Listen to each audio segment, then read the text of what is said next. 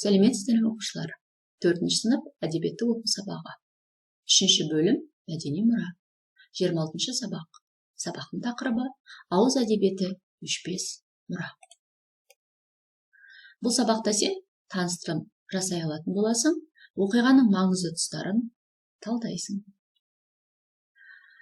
Ең алдымен бірнеше берілген тұжырымдарға назар аударайық. Осы тұжырымдар арқылы пікірімізді дәлелдеп үйренейік. Бұл тұжырымдарды біз иә немесе жоқ деп жауап беру арқылы бағамдайтын боламыз. Бірінші тұжырым. Ауыз әдебиетінің түрлерін кішкентай кезімізден білеміз. Иә, біз кішкентай кезімізде ертегі, жырларды, аңыздарды білеміз деген ойдамын. Ауыз әдебиеті ауызша тараған, авторы белгісіз ауызша шығармалар. Иә, оның авторы белгісіз, ол ауыздан ауызға тараған. Мен биыл ауыз әдебиетінің бір түрімен таныстым. Осы жылы не болмаса ертегі, не болмаса аңыз, немесе тағы да басқа бір ауыз әдебиет түрімен таныса алдым деген ойдамын. Ол адамдар да ертегі, жұмбақ жыр, аңыздарды тыңдап айтып өскен. Иә, оны сен бүгінгі сабақтан да білетін боласың. Ауыз әдебиеті қазақ халқының әдеби мұрасы. Иә, ол бізге ең бағалы мұралардың бірі болып саналады. Өз тұжырымдарыңды осылай дәлелдеп үйрен. Өзің шығармашылық жұмыс жасап көр. Белгілі бір тақырып таңдап алып, яғни ол әже не атам айтқан белгілі бір ертегі болу керек. Соны сыныптасыңа немесе отбасына сахналап, рөлге бөліп оқып көр. Мына суреттегідей өзің де шығармашылығыңды танытып, бірнеше кейіпкерлерді дыбыстап немесе қимылмен көрсетіп бейнеле. Сенің қолыңнан келеді деген ойдамын.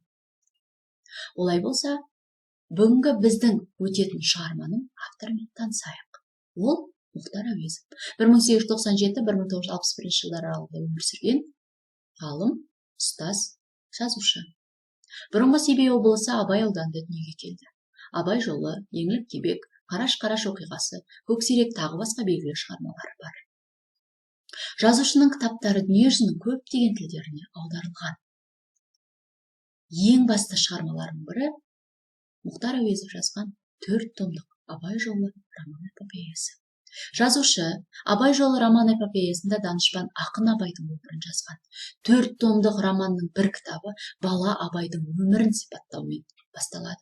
Олай болса, осы шығармаға назар аударайық. Бала Абай. Абай туралы білетінімізді еске түсіріп, бекітіп алайық. Абай Құнанбайұлы, шын аты Ибрахим, 10 тамыз 1845 жылы туылып, 6 шілде 1904 жылы дүниеден өткен. Ақын аудармашы, ұстаз философ, жазушы ағартушы. Қазіргі Семей облысының Шыңғыс тауларында Қарқаралының аға сұлтаны Құнанбайдың 4 әйелінің бірі, екінші әйелі Ұлжаннан туған ұлы. Текті ортадан шыққан Құнанбай мен Ұлжаннан туған 4 ұлдың бірі Абай жастайынан ақ ерекше қабілетін ақылдылығымен көзге түскен. Олай болса, мәтінге назар аударайық. Абай Ұлжан, Зере аналарын көңілдендіріп, тағы әңгіме жырлар айтқызу үшін кейде өзі қаладан әкелген кітаптарының ішінен Жүсіп, Зылиха сияқты қиссаларды оқып береді. Әндетіп мақамдап оқиды. Шешелеріне түсініксіз болған түркі тілінің сөздерін жолшыбай қазақшалап отырады. Бірде Абайлардікіне 2 бөгде қонақ келіп қонды. Бірі қартаң, екінші жас қонақ.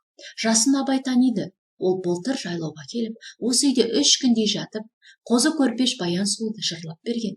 Байкөкше деген жыршы еді. Ал қасындағы қартаңдау кісіні Абай білмегенімен шешесі жақсы таниды екен. Қонақтармен жай сұрасып амандасып болған соң Ұлжан Абайға қарап жымиып: "Ал балам, әжең екеумізді қажай беруші едің, әңгіме жырдың дүкені міне жаңа келді. Мына кісі Барлас деген ақын" деді. Үй іші тегіс қош алған соң екі ақын да оңай шешілді. Осы түнде ас пісіргенге шейін Барлас Қобланды батыр жырын жырлады. Абайдың қазақ аузынан да, кітап ішінен де өмірі естіп білмеген ең ірі сұлу, ең бір әсерлі жыр еді. Барлас жырын бітіріп қол жуғалы қамданған уақытта абай, мұны айтқан кім? Осы өлеңді шығарған кім екен деп бағанадан бері өзін сүйсіндірген ақынның атын білмек болды. Әріден келе жатқан деседі-ау балам мұның түбін. Ертеңінде жүрегі ыңғайланған екі ақынды Абайдың тілегі бойынша Ұлжан жібермеді. Жүрмеңдер, асықпай әлі біраз күн қонақ болып жатып кетіңдер деді. Бұл Абайдың тілегі. Абай бұрын тағылым үлгі кітапта, білім өнер медреседе ғана деп түсінетін. Қалай болса да Абай бұл күнге шейін өмірінде дәл осы барлас, бай көкше баян еткен дастан жырларға бара-бара еш нәрсе естімеген сияқты болды.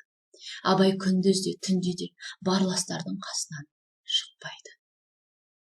Бала Абайдың ұғымтал, зеректігіне қатты разы болып шын сүйсінген барлас бір оңашада жай ғана оған тақпақтап: «Шырағым, ер жетерсің, ер жетсең сірә нетерсің, алысқа шырқап кетерсің, шыңдасаң шыңға жетерсің» деп еді. Балалар, сіздерге бұл шығарма түсінікті болды деген ойдамын. Олай болса, шығарманы зерделейік, ойланып сұраққа жауап берейік. Бала Абайдың өміріне әжесінің әңгімелері қалай әсер етті деп ойлайсың? Саған да бала кезде ертегі ақын жазушылардың шығармаларын, аңыздарын тыңдап өсу қалай әсер етуі мүмкін? Ойланып көр. Барлас ақынның Абайға айтқан сөзінен не байқадың? Өлеңге тағы да бір рет мән берейік. «Шырағым, ер жетерсің, ер жетсең сірә нетерсің, алысқа шырқап кетерсің, шыңдасаң шыңға жетерсің». Яғни осы өлең арқылы барлас ақын Абайдың ақылдылығына, білімділігіне сүйсінді.